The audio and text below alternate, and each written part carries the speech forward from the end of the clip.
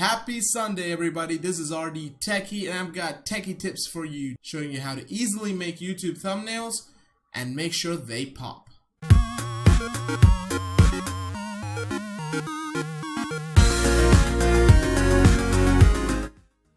Having a thumbnail is literally the first step in any YouTuber's journey, but it's not always easy to have a good thumbnail.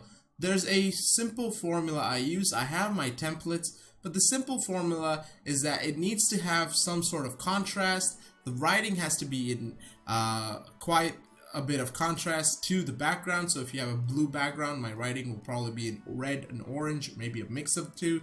And I always outline my writing. So this is going to be a video where I'm just going to show you very quickly how to make a simple YouTube thumbnail for a Let's Play video on Mass Effect Andromeda.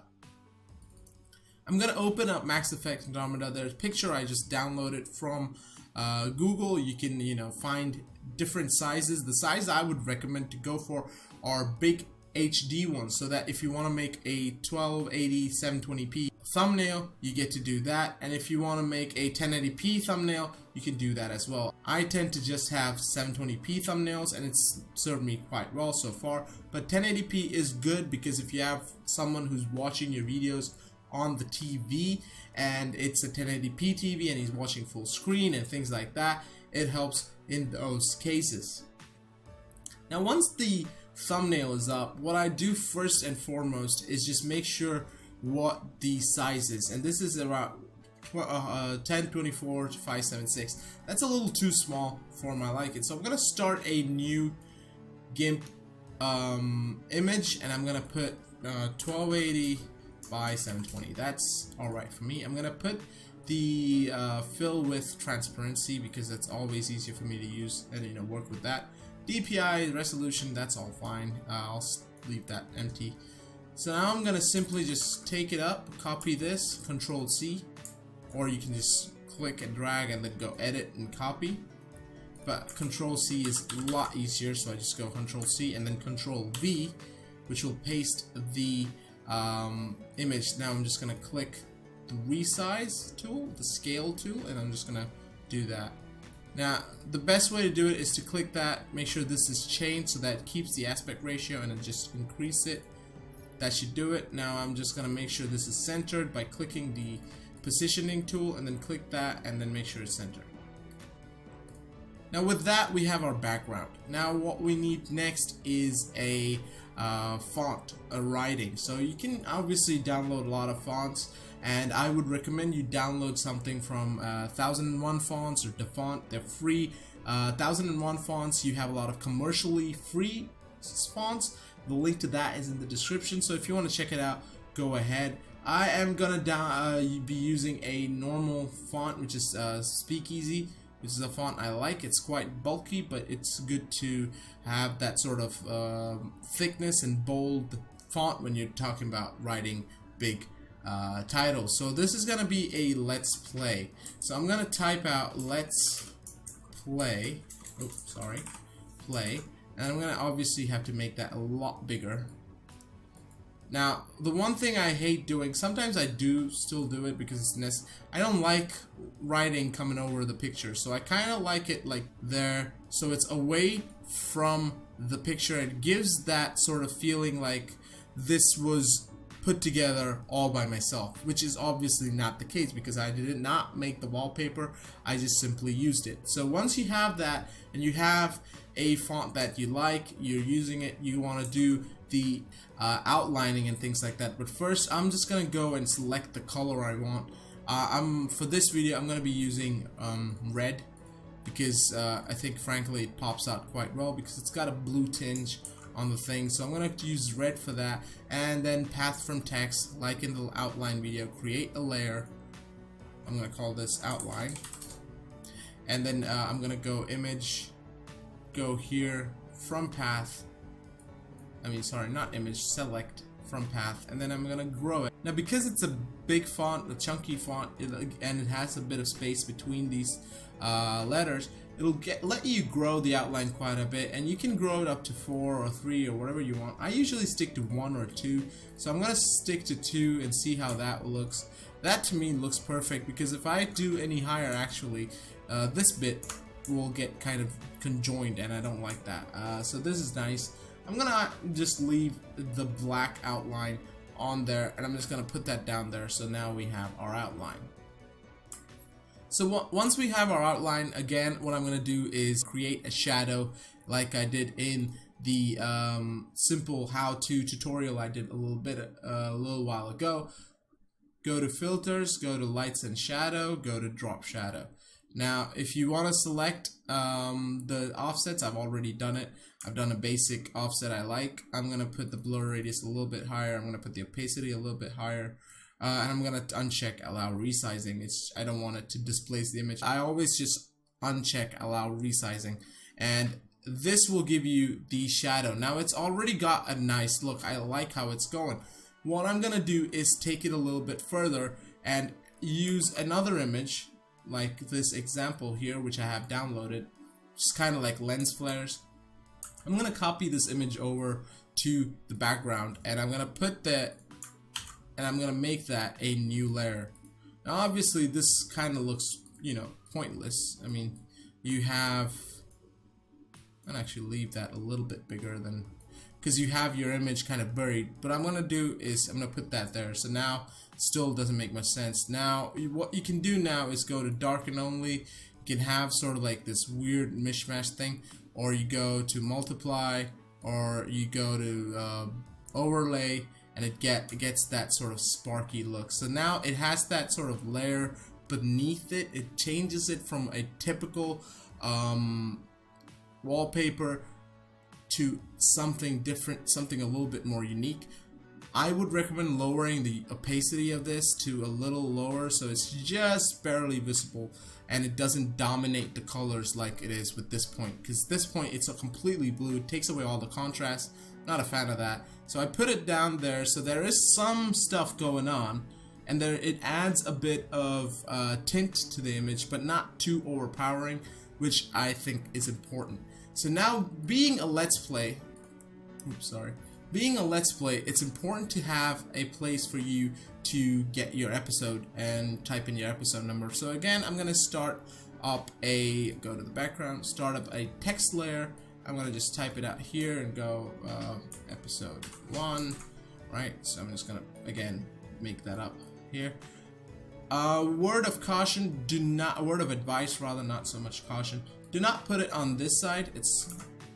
It's always better to do not put it on this side. This side, because of the time thing comes down, and it's just always better to have it on this side, because at the opposite looks too empty otherwise, because you already have the time indicator from YouTube going on there, so it's easy here. So I'll put it here, and I'm just gonna put something like let's see, where's the right there.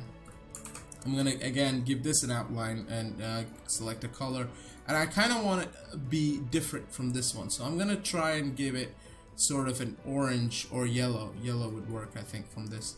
So this kind of makes it pop quite a bit, and it doesn't right now because it's not the bright one. There you go, bright. So it's there, but it's not that popped. So what I'm gonna do is again do what we do with the outline. Make sure this gets an outline too. So I'm gonna use the same layer for outlines. What I'm gonna do is just put this out there, so the outline layer is the lower one compared to the text, or else what's gonna happen is it's gonna dominate the coloring and you won't see it come through. So I'm gonna put this below the lettering but above the shadows, because it'll help that way. So now I'm gonna go to select from path. It'll have that.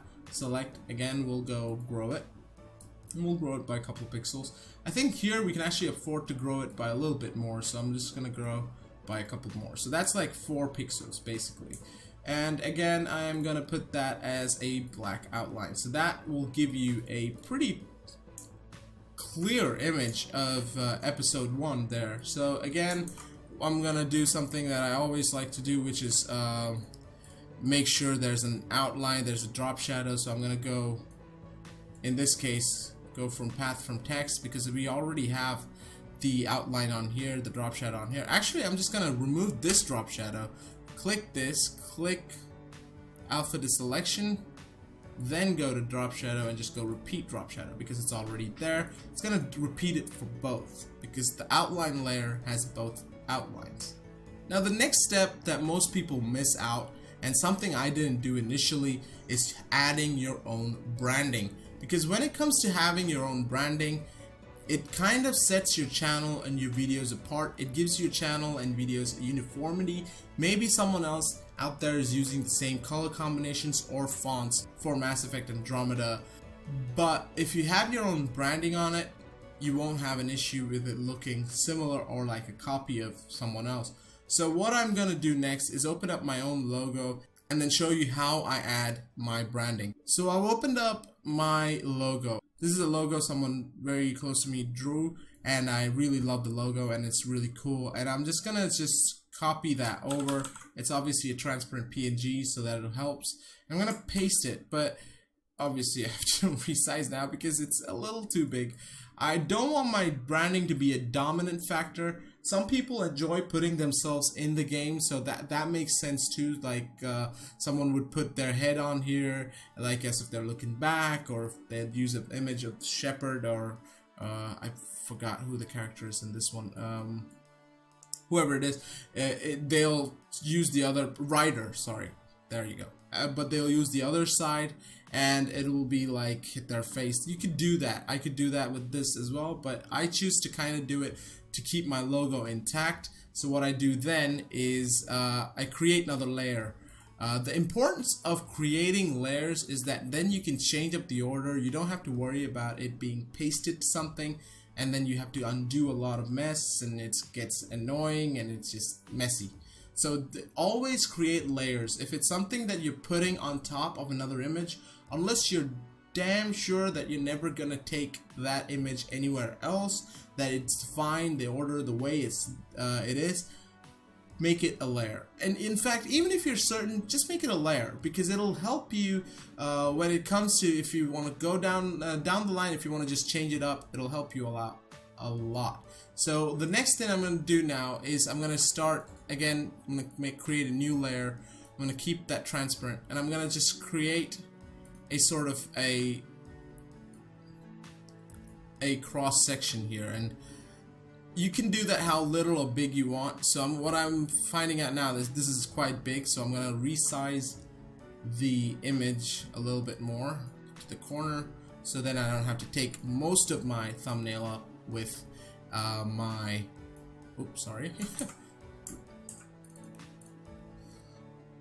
with my frame here. So I'm just gonna go like that and like that. So now I'm just gonna take that and fill it with white. Now that's gonna look weird, but I'm gonna put it down there. Again, it looks kind of weird. You could go for it right now. There's quite a bit of contrast. You're happy with it, you could go for it. But I'm not a fan of solid colors being solid. You know, I'm someone who wants the colors to sort of blend in a way, but still maintain that contrast. So what I do here is just lower the opacity a little bit, not too much that it affects the image. If I do it like that, that's a little too much for me. But I will put it somewhere here where it's not completely free from the image, where it's not completely separate from the image, but at the same time it gives you that contrast that you need. And that is a very simple way to make a Let's Play thumbnail. You can obviously make it for anything. You can make it for podcasts. The main points I would stress on is contrast.